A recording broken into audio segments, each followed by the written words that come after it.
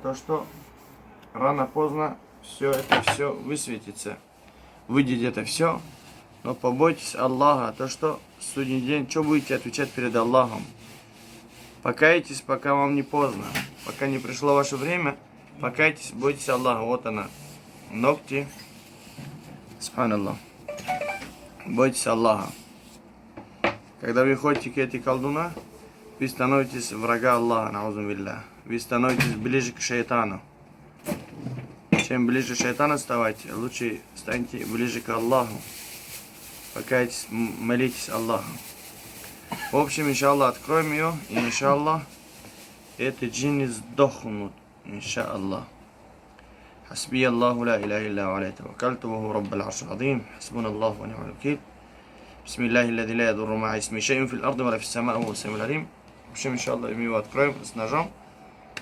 В общем, дорогие братья и сестры, бойтесь Аллаха, не повторяйте эти ошибки. Саламу алейкум ва рахматуллахи ва баракату. Бардоран азиз, احتیاط باشین، یعنی نکنین سحر و جادو، الله شرم کنین. این سحر و جادویی که شما میکنین اینا یعنی شما خلاف قانون الله کار میکنین، زید شریعت الله که شما را خلق کرده است از اون بترسین. که مثال سحر و جادویی که باشه چیزی نباشه الله یاردم میکنه. وقتی که الله طلب کنی الله شفا میده. خب این سحر جادویی که شما خورانده بودین دختر بیچاره را، یعنی خواستن که به سبب سحر و جادو دختر یعنی به نکاح درارن، نیکی الله چکو کرد، همش سبب کرد، همش بازگشت و انسانی که پیش سحر را رفته بود عیاذا بالله گناهکار عظیم شید. کسی که پیش اونها میره 40 روزه عبادتشون قبول نمیشه. و هم خاطر احتیاط باشین، پیش هر کس نروین. چیزی که میخواین، یعنی رفتین دختر ندادن توی که بچه هم میخواین، فقط الله طلب بکنین.